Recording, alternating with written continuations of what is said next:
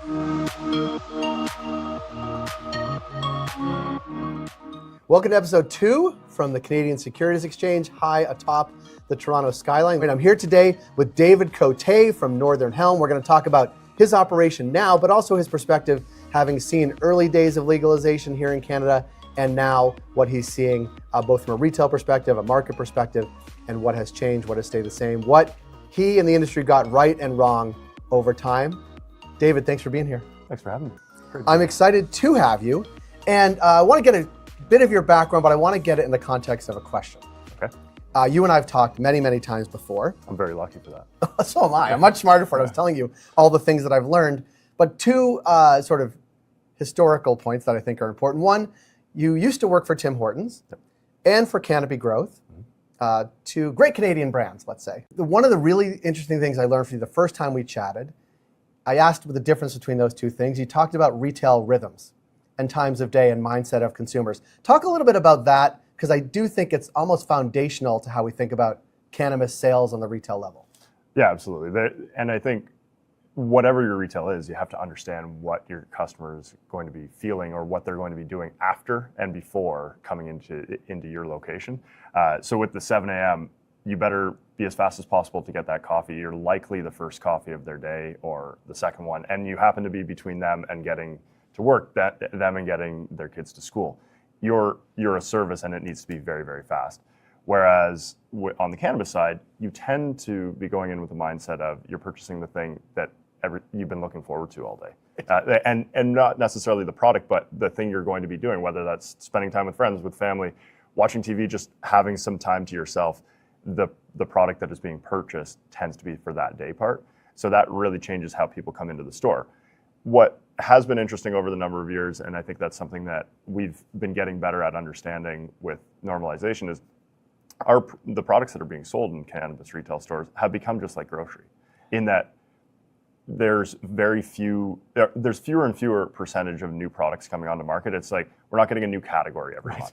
We're not getting bananas all of a sudden. The grocery store, you have a good sense of what you're going in for, and you get the products that you want, and you move on. People still enjoy coming in to have that in-store experience, and we're very lucky that we've got a lot of people that they come to Northern Helm and they expect the same people to be working there, and we've got people that are hitting their 5-year anniversary this week, which is awesome because stores only opened almost 5 years ago. So that is part of the experience, but they also want to be quick. They know what they're looking for. There's a quick high, maybe is there anything new, but actually I'm getting the same thing that I got last week and continuing on my day. So that time of transaction has amazingly become very similar for many people between a Tim Hortons trip and the cannabis store. It is interesting to see how it evolved. And I remember even early days talking to you about general lack of data, right? Yes. Like we didn't know what people were going to buy, how long they were going to stay, what time of day they were going to come in. But you have learned a ton of that. But I think we've all learned a few things. Yeah, I think we've all learned a lot of things. But talk about Northern Helm's footprint and the model, because in the first episode, when we were at the Canadian Securities Exchange, we talked to Zachary George from SNDL, which is a bigger model with lots of different sort of operations, both from alcohol and cannabis, and even in cannabis, different models of how their retail operates, from Value Buds to Spirit Leaf. But give us a little bit of your footprint and how those retail footprint operate. Like, what is the model? Is it franchise? Is it owner operated? Like, what does the model look like today? For sure, and actually listening to how Zach was talking about getting into retail, their first foray into retail was through franchising with the Spirit Leaf model, and he had something along the lines of,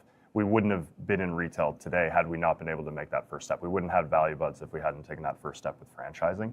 And given my background in franchising and also the capital that's available, every store has a cost, and the local knowledge that is so important with a franchise or license model. Licensing is franchising without the same clause. It's a more balanced relationship. So we went out with a license model to allow for local operators that knew the market to open those stores. And yeah, what they get is our operating model, they get our branding, and they get the network support right away. So they're opening one store, but they're getting the benefit of the rest of the market there. But then by the same token, as we're working along, there are some operators that they have made their money, they've experienced what they wanted to experience, and we know the market really well. We've learned it from them. So we've been in a position where we've been purchasing back some of our licensed stores. So now we have a split of 4 corporate stores and 2 licensed stores. And geographically, for those people in Toronto or the GTA, give us a picture of the footprint.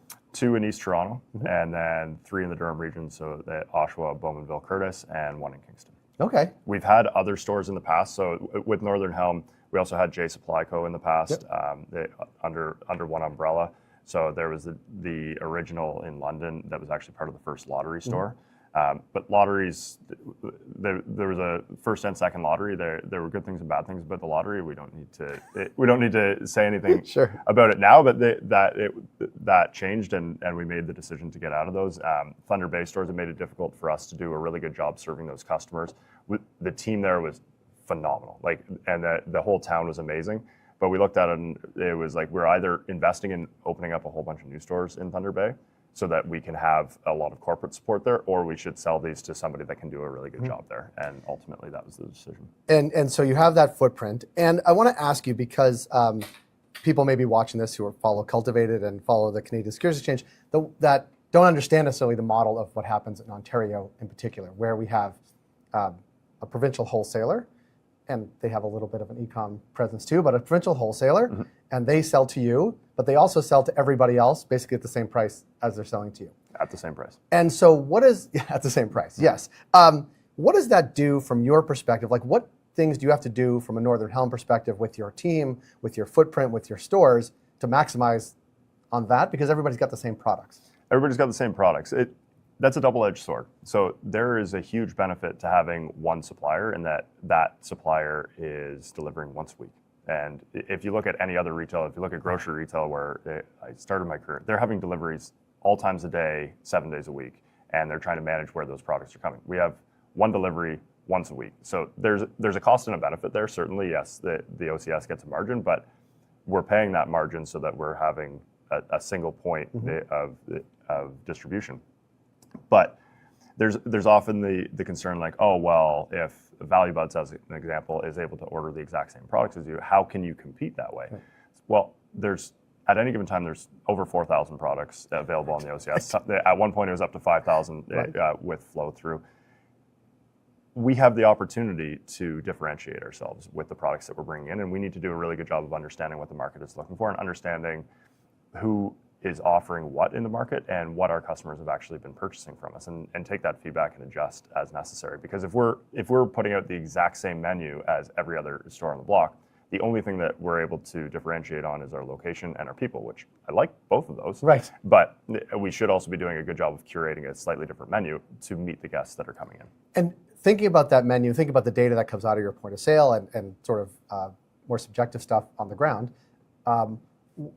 What does it look like from one store to the other in terms of inventory, in terms of price points? Like, how different is it from one Northern Helm to the next? Or is it like sort of cut and paste one-to-one? It's not cut and paste because different neighborhoods are different. Like even in the Durham region where we've got stores in Bowmanville, Curtis, and Oshawa, pretty small diameter if you circle the three of them. What a customer is looking for in our Oshawa location tends to be very different than what a customer is looking for in our Bowmanville location. The positive for us is that we can bring products into all three, and if something's selling really well in Oshawa, we move it from Bowmanville to Curtis into that Oshawa location, and we're lucky. We spend a lot of time focusing on that, and our team is phenomenal at noting if a product is just not moving, or hey guys, this is moving really well here, and for these reasons, you should try that.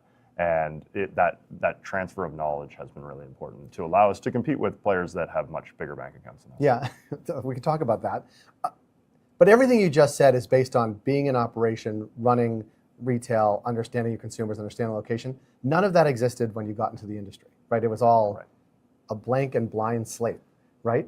Ironically, retail is just retail, though. Right, that's part of it too. And with the lottery here in Ontario, with other markets where we've seen in New York, and in a lot of markets, they want to favor small operators. Love that idea. Unlike running a Tim Hortons, what are the barriers to entry that Tim Hortons doesn't have that sort of Cannabis does? And how does that sort of change the operation? Barriers to entry, so if a Tim Hortons franchisee wanted to go in somewhere, well, banking for one, and based on Cultivated's newsletter this morning, there are some issues there. Yeah. So that's a big thing. So access to capital is huge, and I think that that is, and to tie back with Zach said last week or last month, where we're kind of in a 6-year bear market. Right. And 6 years is a long time to have constrained capital in a market. So we have to be operating. We have to be cash flow positive to continue operating. And certainly to grow, you need that available to you. So those barriers to entry, when you've got limited ability for banking, like we've been with Alterna the whole time, they've been great, but there are very few other options in banking. And can I just pause on that for a second? Like, it's legal in Canada, federally legal, and you've been with the same bank, and it's cash constrained, and like you need to be cash flow positive to actually run a business. Like it's not like a Tim Hortons. You could I don't know, you tell me. Like, you can open a Tim Hortons. You can open a Tim Hortons if you have the means to show. And I've been there for a long time, so I want to be clear. It's an expensive franchise, but it is. Yeah, if you have the means to do it, there is the support network around, and here's the bank, here's the insurance, here's the real estate support, because the landlords all really like dealing with us because there's a benefit. And we have great relationships with our landlords, but that takes time to build, and we have a good relationship with all of our vendors right now. We pay our bills. That's helpful, and we've been working for it for a long time. But this is a market where it's not as though there's credit for purchasing inventory. And when the inventory is loaded on the truck, the money is debited from our account. So in Kingston, when a delivery ships on Tuesday night, it's pulled from our account on Tuesday night, it arrives on Wednesday. There aren't many industries that have negative terms. Right. So that's just something that we certainly deal with that other industries don't, but I don't want to sit here and say that it's better or worse. It's different. Right. We all knew the game when we got into it, and we have to deal with it. Yeah. Press rewind for a second. You're sitting in 2018, 2019. I think you were at Canopy at the time. Like, what do you think you and the industry got right or wrong that you would have changed immediately if you could rewind now? Is it about in Ontario, even for those that the historical perspective, had let's call it like an LCBO model, so a sort of provincially run cannabis model initially. Mm-hmm. There was an election midway through legalization that shifted to sort of a private model with a provincial wholesaler. So that's not your fault, unless you had something to do with the election. I don't know. No. But talk a little bit about that. Like, what were you planning for that you thought absolutely was going to happen but didn't, or didn't know was going to happen but did? There were a litany of things. So that was a wild time, because I was Tokyo Smoke at that point, and that change was announced before Canopy had even purchased Tokyo Smoke. Right. So that summer we were prepping. It was just a coffee shop at the time. We were prepping for our Winnipeg store openings, and we found out that spring, right around the same time, that we would be 10/17 was going to be the day. So we were targeting that time, and then midway through the planning of that, we got purchased by Canopy. So now everybody, it's hair on fire. You've got Tweed and Tokyo Smoke, and two of the locations were right next to, of course, 20 feet apart. Like the truck backed up and could drop to both locations. It was wild. But at that time, and I think we spoke about it, it's like we didn't know what traffic was going to be like. We didn't know how people were going to shop. We had no idea what products were actually going to be in market. Right. And the security standards, the expectations were that these things needed to be safer than banks, and they're very secure now, but they're not quite Fort Knox. And there's a lot of inefficiencies that happen when you don't know, because you need to cover off a lot of bases that just unknowns along the way. But I think probably the biggest thing looking back now is we expected that people would spend 15 minutes on every transaction. And to that point I made earlier, there's a lot of regulars now that want to be in and out in 90 seconds, as if they're buying bananas, as if they're buying a coffee. And that's not that they're being rude or don't want to talk. This is part of their normal transaction throughout the week.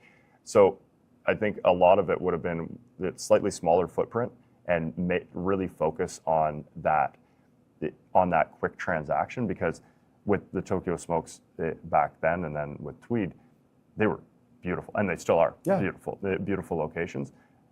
But I think we would have had flagship spots and then a whole bunch of smaller express stores that fit more with the grocery shopping patterns. There was no way to know. There was no data. And I think we've talked about this before, where LCBO, our sort of alcohol sales in Ontario, like they have, I don't know, 50 years of data. They probably know, not to the penny, but certainly the day of the year, day of the week, day of the month, how much they're likely to sell and sort of what that means. Yeah. Notwithstanding the fact that they don't have U.S. beverages in them still this year yet. Whole other thing. That's a whole different thing here in Canada right now. Next podcast. Yeah, right. We'll talk about that. I want to ask about. You just talked about some stores that you've sold since you've operated, right, in North Bay. Is that what you said? Thunder Bay. Thunder Bay.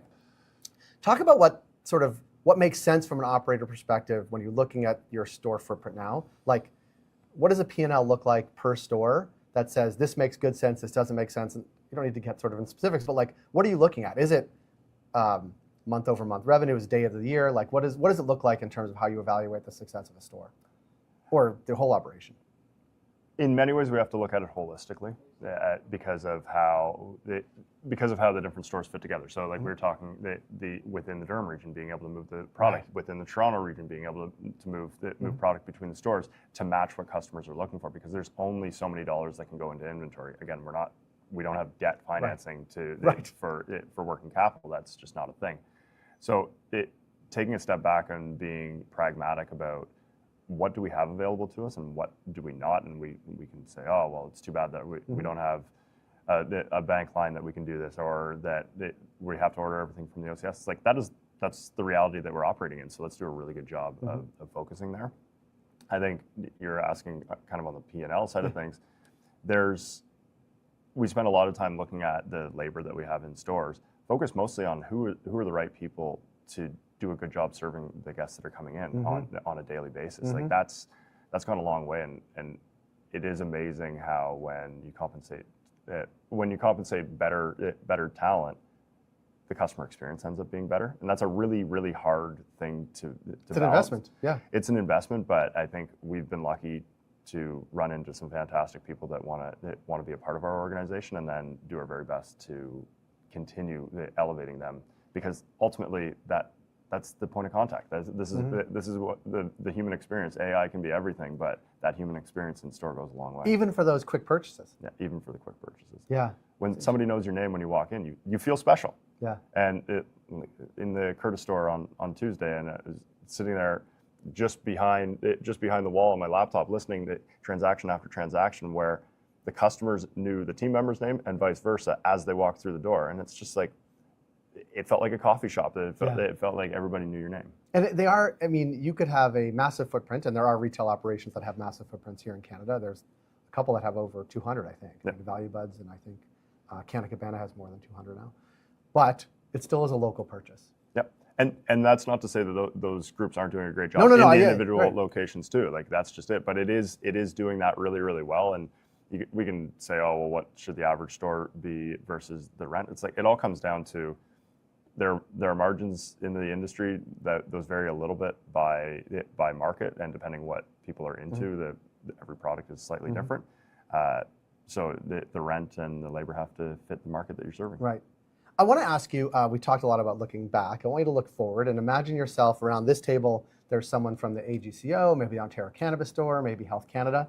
Like, I will preface this by saying a year after legalization, we were sitting in a room with federal elected officials. There was a whole cannabis group there. And they were saying, we need this taxation to come down. We need these labels to be like this. And the staffer I was sitting next to said, you know what you sound like now? And I was like, what? I said, like every other industry. Yeah. Right, complaining about these things, which in some respects is great. Like, it's an industry, there are businesses, some of them are thriving, some of them are good. It's like, what are the things you think that there could be tweaks or wholesale changes in Canada, maybe specifically in Ontario, maybe specifically in Toronto, that would make it a little bit easier to operate? Or a lot easier to operate, I guess, yeah. I want to be careful on here, because I'm not a regulatory person, and I'm certainly not the smartest person in this room or in any cannabis room. So I can have my opinions, but ultimately I need to do a good job operating within the regulations that are set out. I'd probably just ask questions, because ultimately there are three pillars for legalization, and you touched on them earlier. It's having safe access, so making sure nobody that is underage has access to it, ensuring that those products meet food safety requirements, which that's a whole other thing that we really need to be promoting a lot. And then ultimately, are tax dollars going into coffers because products are being sold, and that was being missed. So if those were the three pillars, I think we as operators have proven ourselves over the last couple of years that we do a pretty good job on the first two. The products continue getting better. The safety in store and where we are locating the stores within the regulations I think that's gone pretty well. And the tax dollars are certainly coming in. If we look at Ontario, I think the last budget is $645 million between profit from the OCS and excise dollars. And that's before you factor in the HST benefit that is coming through. So there's a lot of dollars coming through there. But ironically, they're saying that that's only 70% of the market. Right. So they're theoretically, there's another $1 billion at retail of sales that could be going through the Ontario stores if it was maxed out. So I'm not great at math, but that's a few $100 million of extra tax dollars that could go, the profit that could go in before HST, because 130 million of HST on there is being missed too. So if that was something that was important, it's like, okay, well there might be a way to look at those illicit stores and how do you attack those even more. So that's on. And just by frame of reference, even on the way here, I think I went by 6 or 7. Yeah. Full storefronts operating 24 hours a day. And they tend to locate themselves inside the 150 meters to schools that we have to stay outside of, because that way the real estate's cheaper. Right. So there might be an enforcement angle, and then on the others, but going back to what we as operators have proven that we're doing a pretty decent job at, is allowing us to do bundles in the same way that grocery would, or alcohol would, or coffee would, as long as it meets the requirements that of those first two pillars. Because without the bundling, consumers don't understand why bundles can't happen. Right. So that could be another step in normalization. But I'm certainly not sitting here complaining about anything as it is. I've been very fortunate to be a part of it. Yeah, no, and you obviously you're a real operator, and the industry, as you were saying, it's not new here in Canada, and the companies that are operating are really good companies for the most part. Like, do you think that often gets missed sort of in the broader sort of capital markets conversation? That's like, if the operators are still in business now, and they've been operating for, I don't know, 6 to 10 years, like they've actually maybe not have it figured out totally, but they are operating in a compliant way. They're making important deals. They're understanding the consumers better. They're increasing or maximizing their retail footprint. Like, it seems to me that that's where the industry is here in Canada right now. I'm biased, but I think so. Yeah. Yes, I believe that is the case. It's any retail is difficult, and people that have stuck it out for 5 to 8 years, whatever you're selling, but in this market in particular, it's a lot of lessons. There's a lot of lessons, and I just think from my personal sort of cannabis buying experience, the experience is better. There are way more products on the shelves, and what is available in my neighborhood may not be the same thing that's available in Northern Helm and East End, but like similar type neighborhoods. Good. It is very varied, and while there aren't new form factors, there are often new products or brands that are interesting and intriguing. And I think the other part of what I want to ask you about is, then there are brands that seem to just be juggernauts on the shelves that people come in asking for. And one of them was from SNDL, certainly Pearls is owned by them now, but like, do you see that as well, that no matter where the store is, no matter what the sort of profile of the consumer at that store is, it's like that thing sells? There's certainly some products that are starting to bubble up, and I think that is an indication of the maturity that we're in, where people are walking in asking, and we'll use Pearls as the example, asking for Pearls when they come in. There are certainly products that are like that. That does vary by store, but there are definitely people that have become brand associated, brand affiliated, and vice versa. People are really starting to have a sense of what brands they want to be associated with and what brands they don't want to be associated with. I think that's amazing. That means that we're getting there. That means that there's been some consistency in the product, and that means that consumers are starting to make decisions for themselves, and that's only going to help with the next set of product iterations. Yeah, it's just amazing that it's all been done without, any marketing, really. I mean, any like traditional... Pretty limited marketing. Right, out-of-home sort of marketing. And even digital, it's concentrated. David, this has been awesome. It's always awesome to talk to you, sort of to get a lay of the land of what's happening, both with your operation, but also to zoom out and sort of understand what's happening in the broader landscape. So thank you for being here. I mean, it's a pretty good view. Yeah, it's not bad. It's as good as it gets. David, thanks for joining us. Thanks for having me. This has been episode 2 from our cultivated episodes here at the Canadian Securities Exchange, high atop the Toronto skyline. We'll be back again next month talking about the cannabis industry, talking about capital markets. Be sure to find us at cultivated.news and on LinkedIn and on YouTube. Thank you to everybody here at the Canadian Securities Exchange, and we'll be back again next month.